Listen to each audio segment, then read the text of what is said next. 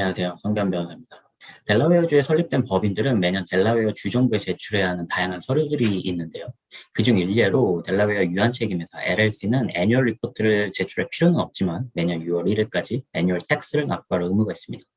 반면에 델라웨어주 주식회사로 등록된 법인들은 매년 3월 1일까지 애뉴얼 리포트를 제출하고 동시에 프랜차이즈 텍스를 납부해야 하는데요. 이는 델라웨어 주에서 실제로 법인이 운영되든 아니든 다른 주에서 운영이 되든 무관하게 동일하게 적용됩니다. 이번 영상에서는 델라웨어의 법인을 세운 모든 분들이 알고 있어야 하는 애뉴얼 리포트와 프랜차이즈 텍스에 대해서 정리를 해보고자 합니다. 참고로 본 영상에서 언급되는 모든 비용은 2022년 1월 현재 기준으로 이후 언제든지 변동될 가능성이 있으니 반드시 델라웨어 주정부 홈페이지에서 업데이트된 최신 정보를 확인하신 후 진행을 권장드립니다. 델라웨어에 설립되거나 등록된 모든 유한책임회사 LLC와 유한 파트너십 및 일반 파트너십은 매년 300불의 애뉴얼 텍스를 납부해야 하며 납부 기한은 매년 6월 1일까지입니다. 델라웨어 법인을 설립할 경우 일반 주식회사로 C코퍼레이션을 설립하는 경우가 거의 대부분인데 이 델라웨어에 설립된 주식회사들은 매년 3월 1일까지 애뉴얼 리포트를 제출하고 동시에 프랜차이즈 텍스를 납부해야 합니다. 이 비과세, exempt 주식회사의 경우에는 프랜차이즈 텍스 납부 의무는 없으나 애뉴얼 리포트 제출 의무는 있음을 명심하셔야 합니다. 한편 델라웨어가 아닌 다른 주에 설립되었으나 델라웨어의 포린 코퍼레이션으로 등록된 법인들의 경우에는 애뉴얼 리포트 제출 기한이 매년 6월 30일 까지인 점에 차이가 있습니다. 또한 이 캘린더 이어 중간에 법인이 청산된 경우에도 반드시 청산 신청서와 함께 애뉴얼 리포트를 제출해야 하며 그때까지 발생된 프랜차이즈 텍스를 납부하셔야 합니다. 델라웨어 주정부에 제출하는 애뉴얼 리포트에 반드시 포함되어야 하는 정보는 다음과 같은데요.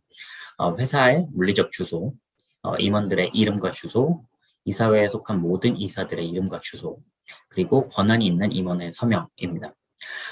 위 내용들이 포함된 애뉴얼 리포트의 파일링 피가 50불 발생되고요.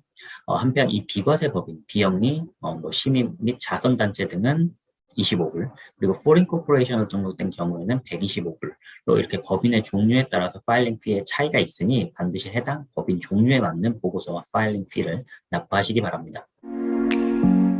이 비과세 법인을 제외한 모든 델라웨어의 영리 법인들은 프랜차이즈 텍스를 납부해야 하는데요. 이 주식을 발행하였는지 여부와 세금 산정 방식에 따라서 각 법인이 납부해야 할 금액이 달라집니다.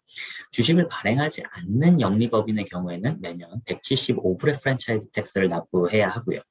반면에 주식을 발행하는 모든 주식회사들은 두 가지 방식 중 하나를 선택해서 계산된 세금을 납부하게 되는데요.